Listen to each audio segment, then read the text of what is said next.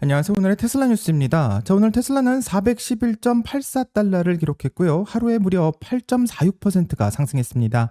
그리고 스페이스X는 164.19달러를 기록하면서 7.15%의 상승을 보여주고 있는데요. 이 나스닥이 2.07% 오른 날이긴 하지만 테슬라는 그것보다 훨씬 더 오른 상황입니다. 그 이유가 있는데 오늘 다룬 내용은 먼저 세 가지로 요약할 수 있습니다. 첫 번째로는 7년 된 테슬라가 하룻밤 사이에 달라졌는데요. 어떻게 달라졌는지 그리고 이게 왜 거의 불가능한 일이었는지를 설명하려고 합니다. 두 번째로는 이 테슬라가 8% 급등한 이유를 바로 월가의 컨센서스에서 찾을 수가 있는데 사실 주가를 움직인 것은 또 다른 숫자였다고 하고 그것에 대해서도 확인해 보도록 하겠습니다. 마지막 세 번째는 캐시우드가 이 로보택시 관련된 업데이트를 보면서 실제로 봐야 될 가장 중요한 숫자를 말하고 있는데요. 그게 무엇인지 확인해 보도록 하겠습니다. 오늘 뉴스를 끝까지 보셔야 8%의 급등이 단순한 뉴스의 반응인지 아니면 뭔가 더 큰 그림의 시작인지를 확인할 수 있을 것 같은데요. 끝까지 함께 해주시길 바라고요. 그럼 출발할게요.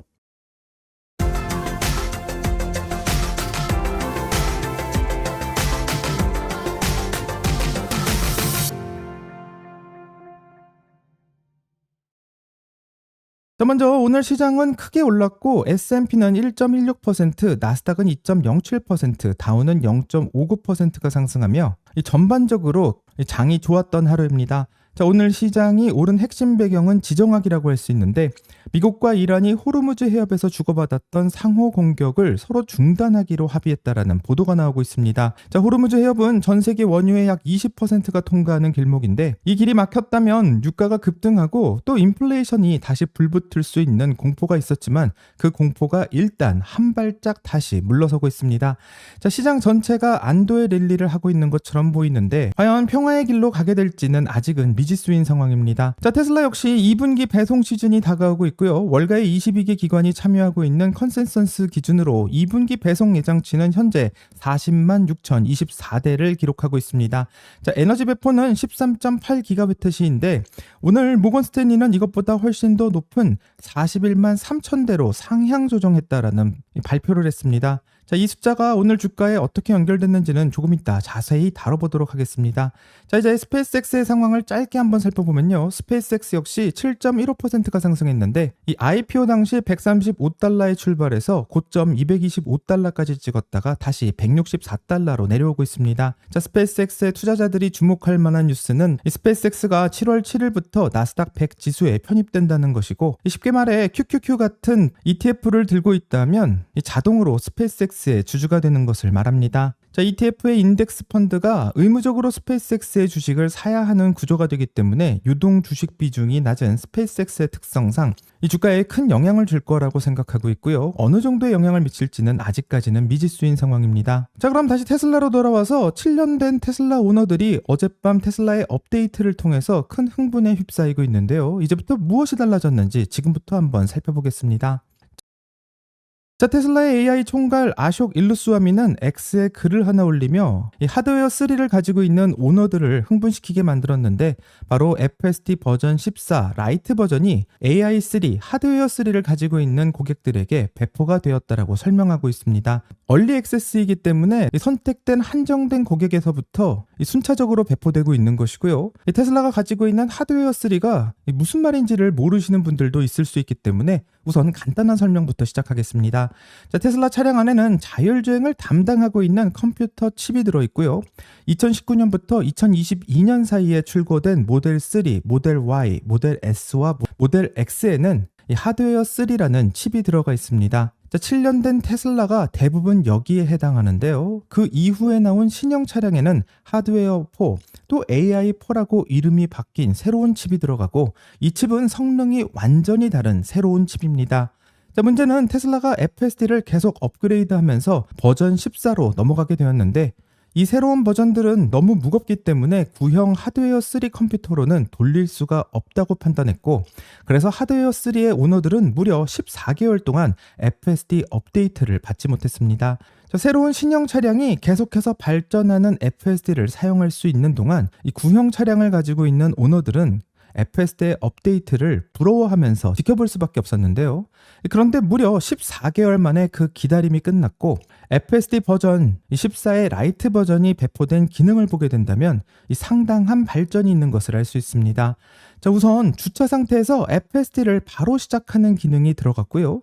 이 목적지에 도착했을 때 또한 주차장이나 도로변, 드라이브웨이나 커브사이드 중 원하는 곳을 미리 선택할 수 있으며 이 FSD를 사용하는 테슬라 차량은 운전자가 원하는 선택지에 차량을 주차할 수 있게 됩니다.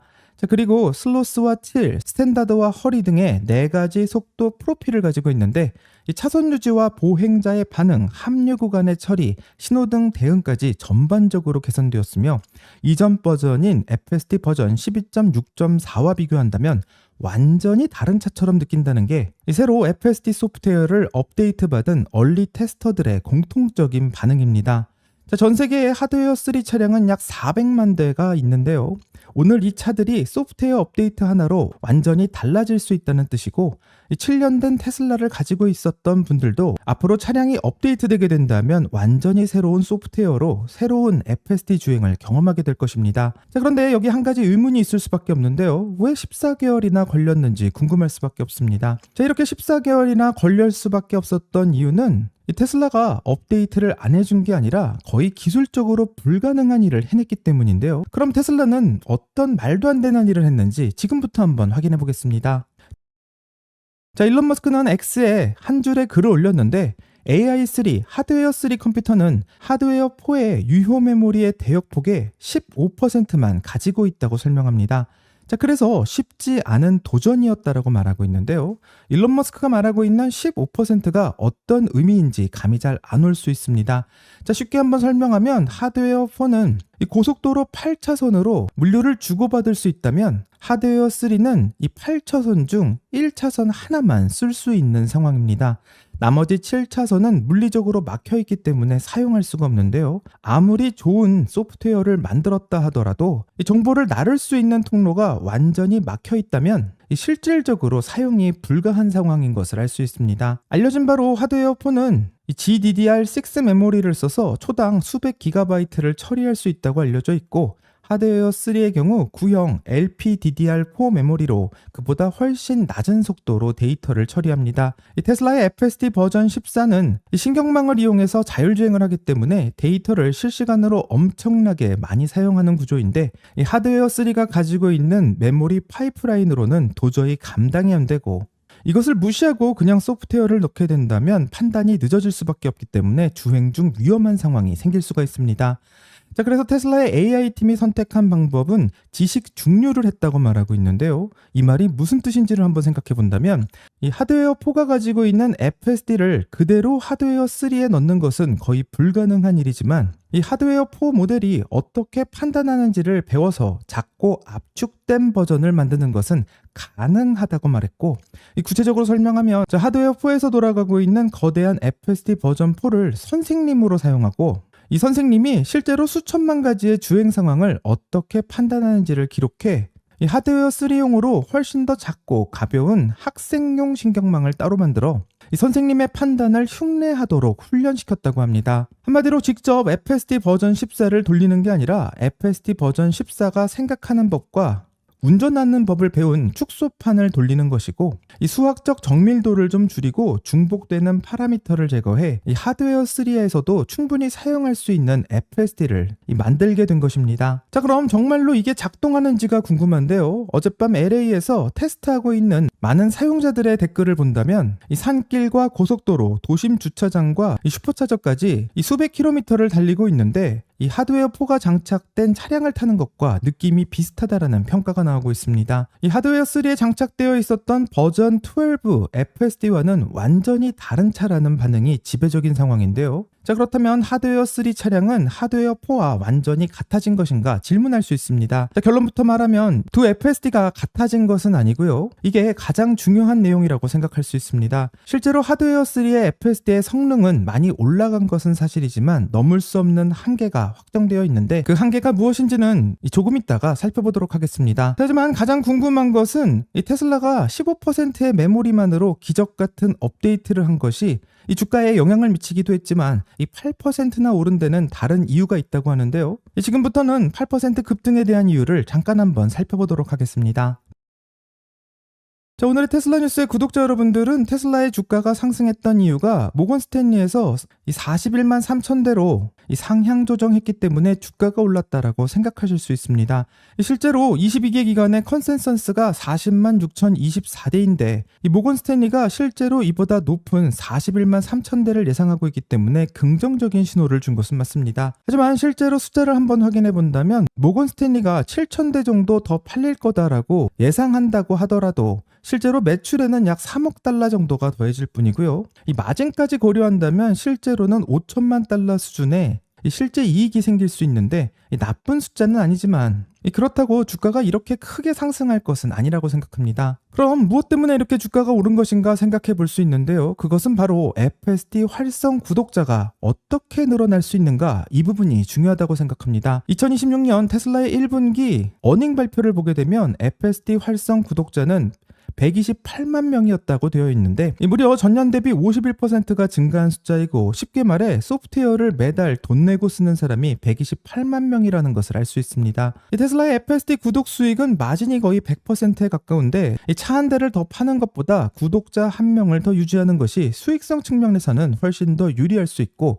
월가에서도 계속해서 반복되는 리커링 레비뉴에 훨씬 더 높은 가치를 부여하고 있습니다. 자, 그래서 이번 분기에 FSD 구독이 얼마나 확장되는지가 이 주가에 훨씬 더 직접적인 영향을 줄 수 있다고 생각하는데, 이 분석에 따르면 이번 분기 FSD 구독 수익의 기여는 약 2억 달러 수준으로 추정되고 있고, 이 모건 스탠리가 7,000대 정도 더 팔려서 만들 수 있는 5천만 달러의 무려 4배에 가까운 수준이 FSD에서 나올 것을 생각할 수 있습니다. 자, 이전까지 테슬라의 주가는 인도량이 높게 나르면 주가가 오르고 인도량이 떨어지면 주가가 하락하는 거의 예상할 수 있는 수준의 주가의 흐름을 보여주었는데요. 2026년 1분기 배송에서는 이런 패턴이 점점 달라지고 있고, 테슬라가 로보택시와 FSD 구독, 에너지와 AI 쪽의 성장이 이 자동차 판매보다 훨씬 더 빠르게 주가를 설명하기 시작했고, 어쩌면 올해가 그 변화가 가장 두드러지는 한 해라고 생각합니다. 자, 한번 생각해보면 하드웨어 3의 오너들은 14개월 동안 FSD 업데이트를 못 받았었는데, 이렇게 되면 대부분의 사람들이 테슬라 차량을 가지고 있더라도 사용할 의미가 없었다고 생각하고요. 이 구독을 중간에 끊거나 아예 사용하지 않은 사람도 많았을 거라 생각합니다. 자, 하지만 이제 버전 14 FSD 라이트 버전이 나오게 된다면 사람들이 다시 FSD의 매력을